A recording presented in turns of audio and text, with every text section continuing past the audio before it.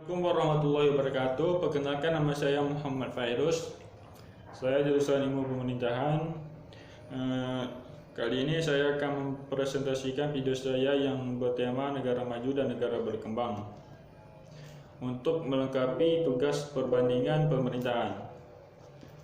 Sebelum saya masuki presentasi saya pada hari ini, mungkin kawan-kawan sudah mengetahui negara apa yang akan saya presentasikan untuk sebagai contoh negara maju dan negara apa yang akan saya presentasikan untuk sebagai contoh negara berkembang.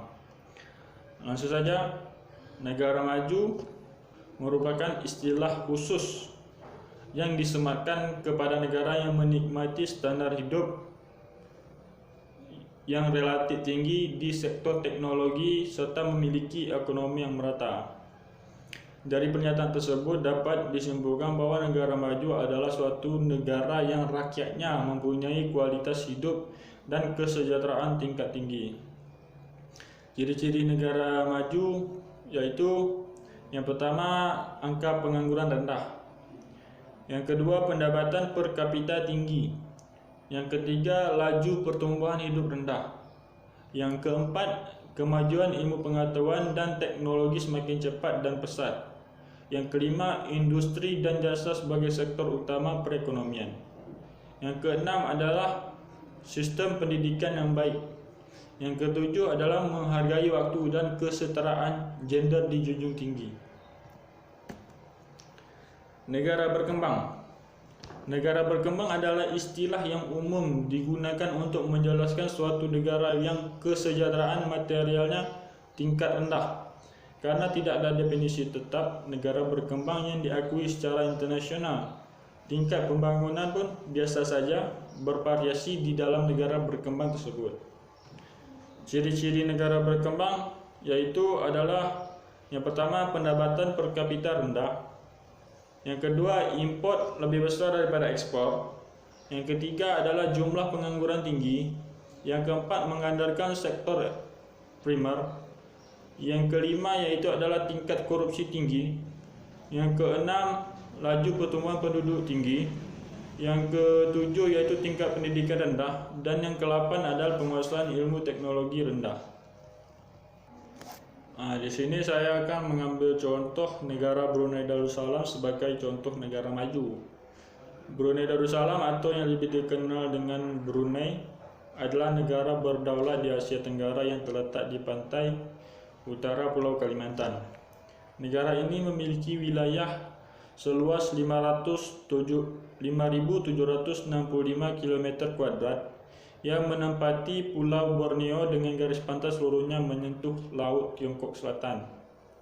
Saat ini Brunei Darussalam memiliki indeks pembangunan manusia tertinggi kedua di Asia Tenggara setelah Singapura, sehingga diklasifikasikan sebagai negara maju.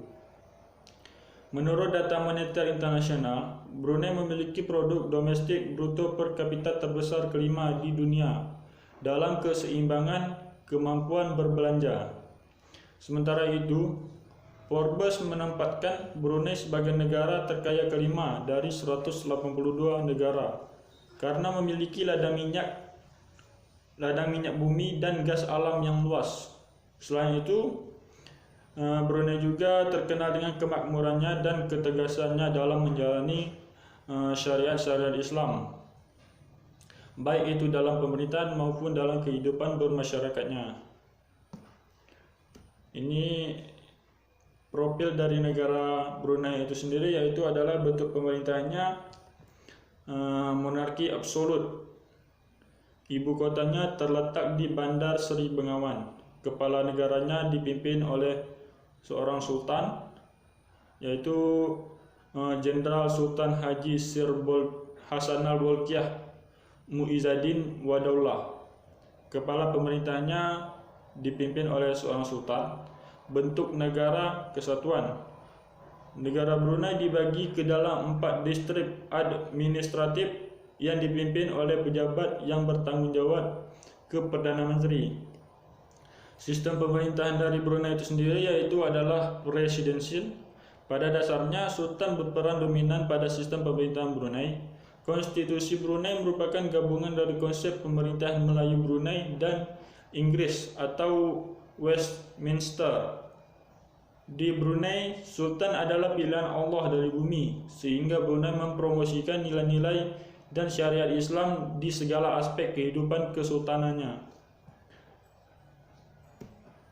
Setelah itu saya akan mempresentasikan negara berkembang. Di sini saya mengambil contoh negara berkembang, yaitu adalah negara yang terletak di sebelah Afrika Barat, yaitu adalah Republik Senegal.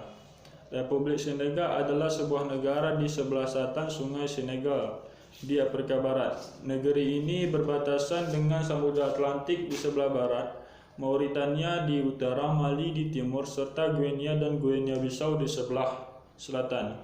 Untuk sistem pemerintahannya sendiri, yaitu adalah Senegal menganut sistem pemerintahan Republik Presidensial.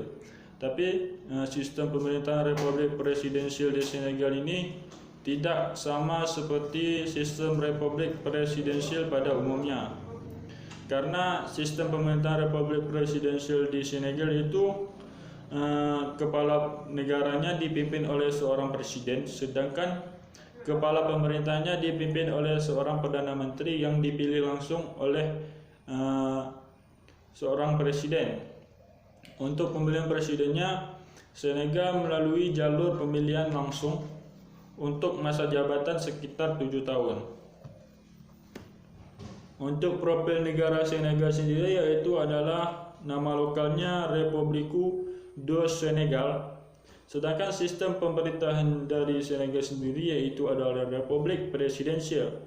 Kepala negara dipimpin oleh seorang presiden, yaitu Macky Sall sejak 2 April tahun 2012. Ibu kotanya bertempatan di Dakar.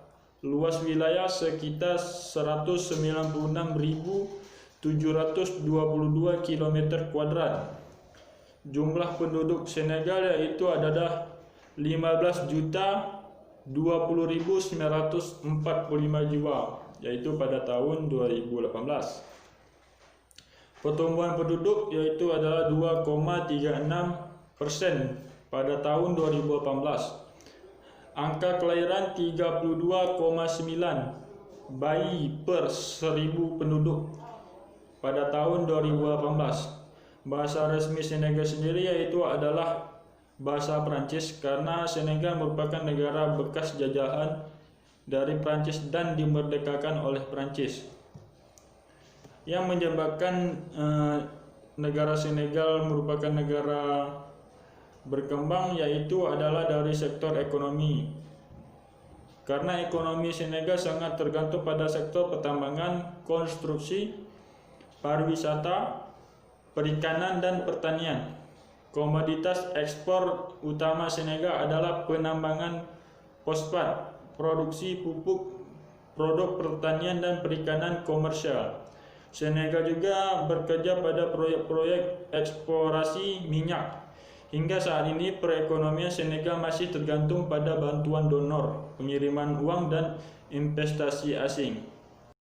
Mungkin itu saja video saya yang telah saya presentasikan pada hari ini. Jika teman-teman ada yang ingin bertanya, saya persilakan. Saya akhiri dengan wabillahi taufiq wal hidayah. Assalamualaikum warahmatullahi wabarakatuh.